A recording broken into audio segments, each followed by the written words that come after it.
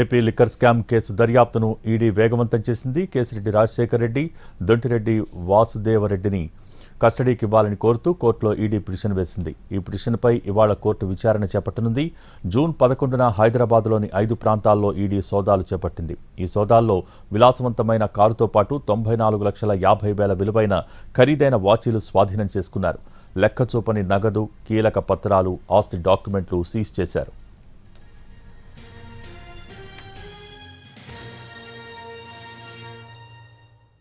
ED విచారణలో కీలక విషయాలు బయటపడ్డాయి. ప్రభుత్వ ఖజానాకు 195.33 కోట్ల నష్టం జరిగినట్టు గుర్తించింది.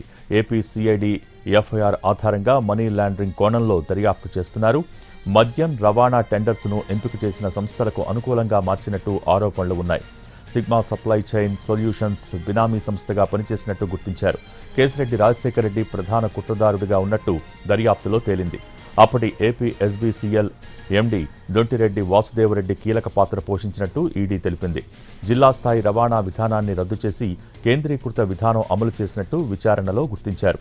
రవాణా ఛార్జీలను కృత్రిమంగా పెంచి అక్రమ లాభాలు పొందినట్టు నిర్ధారించారు. ప్రభుత్వ అనుమతి లేకుండానే టెండర్ల గడువును పొడిగించినట్టు తేల్చారు. తాజాగా కేసిరెడ్డి రాజశేఖర్ రెడ్డి, దొంటిరెడ్డి వాసుదేవరెడ్డిలను ఈడీ అరెస్ట్ చేసి కోర్టులో హాజరుపరిచింది. దాంతో న్యాయస్థానం వారికి జూన్ 25 వరకు జ్యుడిషియల్ రిమాండ్ విధించింది. ఏపీ లిక్కర్ స్కామ్ కేసు దర్యాప్తును ఈడీ వేగవంతం చేసింది. కేసిరెడ్డి రాజశేఖర్ రెడ్డి, దొంటిరెడ్డి వాసుదేవరెడ్డిని కస్టడీకి ఇవ్వాలని కోరుతూ కోర్టులో ఈడీ పిటిషన్ వేసింది. ఈ పిటిషన్పై కోర్టులో ఇవాళ విచారణ చేపట్టనుంది. జూన్ 11న హైదరాబాద్లోని 5 ప్రాంతాల్లో ఈడీ సోదాలు చేపట్టింది. సోదాల్లో విలాసవంతమైన కారుతో పాటు 94,50,000 విలువైన ఖరీదైన వాచీలు స్వాధీనం చేసుకున్నారు. లెక్కచూపని నగదు, కీలక పత్రాలు, ఆస్తి డాక్యుమెంట్లు సీజ్ చేశారు. ఈడీ విచారణలో కీలక విషయాలు బయటపడ్డాయి. ప్రభుత్వ ఖజానాకు 195.33 కోట్ల నష్టం జరిగినట్టు గుర్తించింది. ఏపీ సిఐడి ఎఫ్ఐఆర్ ఆధారంగా మనీ లాండరింగ్ కోణంలో దర్యాప్తు చేస్తున్నారు. మద్యం రవాణా టెండర్స్ను ఎంపిక చేసిన సంస్థలకు అనుకూలంగా మార్చినట్టు ఆరోపణలు ఉన్నాయి.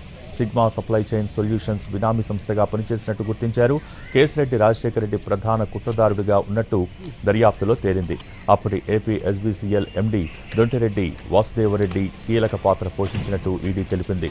జిల్లా స్థాయి రవాణా విధానాన్ని రద్దు చేసి కేంద్రీకృత విధానం అమలు చేసినట్టు విచారణలో గుర్తించారు. రవాణా ఛార్జీలను కృత్రిమంగా పెంచి అక్రమ లాభాలు పొందినట్టు నిర్ధారించారు. ప్రభుత్వ అనుమతి లేకుండానే టెండర్ల గడువును పొడిగించినట్టు తేల్చారు. తాజాగా కేసిరెడ్డి రాజశేఖర్ రెడ్డి, దొంతిరెడ్డి వాసుదేవరెడ్డిలను ఈడీ అరెస్ట్ చేసి కోర్టులో హాజరుపరిచింది. దాంతో న్యాయస్థానం వారికి జూన్ 25 వరకు జ్యుడిషియల్ రిమాండ్ విధించింది.